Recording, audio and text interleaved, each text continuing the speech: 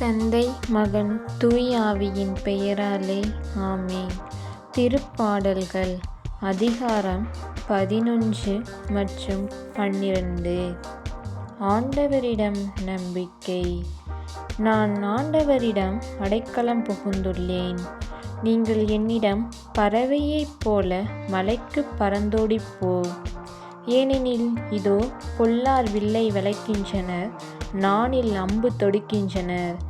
நேரிய உள்ளத்தார் மீது இருளில் அம்பு எய்யப் பார்க்கின்றனர். அடித்தளங்களே தகர்க்கப்படும் பொழுது நேர்மையாளரால் என்ன செய்ய முடியும் என்று சொல்லுவது எப்படி? ஆண்டவர் தம் தூய கோவிலில் இருக்கின்றார். அவரது அரியணை விண்ணுலகில் இருக்கின்றது. அவர் கண்கள் உற்று நோக்குகின்றன. அவர் விழிகள் மானிடரை சோதித்தறிகின்றன.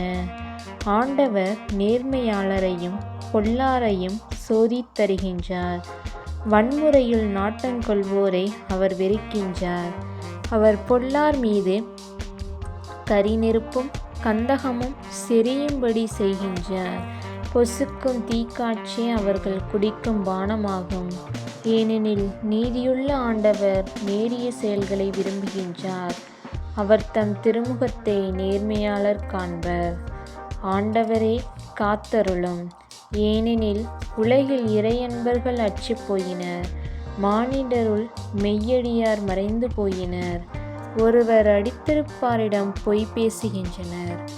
தேனொழுகும் இதழால் இருமனத்தோடு பேசுகின்றனர். தேனொழுக பேசும் எல்லா உதடுகளையும் ஆண்டவரே துண்டித்து விடுவீராக. பெருமையடித்துக் கொள்ளும் நாவை அறுத்து விடுவீராக.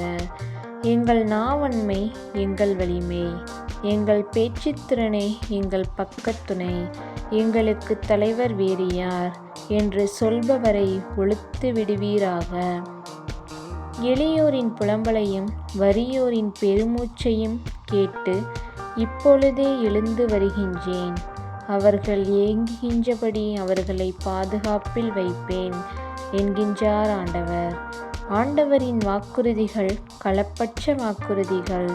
மண்ணுலையில் தூய்மையாக்கப்பட்ட வெள்ளி போன்றவை, 7 முறை புடமிடப்பட்டவை. ஆண்டவரே, நீர் எம்மை காத்தருளும். இத்தகைய தலைமுறையிடமிருந்து எம்மை என்றும் காப்பாற்றும். பொல்லார் எம்மருங்கும் உலா வருகின்றனர். மானிடரிடையே பொல்லாப்பே ஓங்கி நிற்கின்றது. ஆமென். தந்தை மகன் தூய ஆவியின் பெயராலே ஆமென். கிறிஸ்துவுக்கே புகழ்.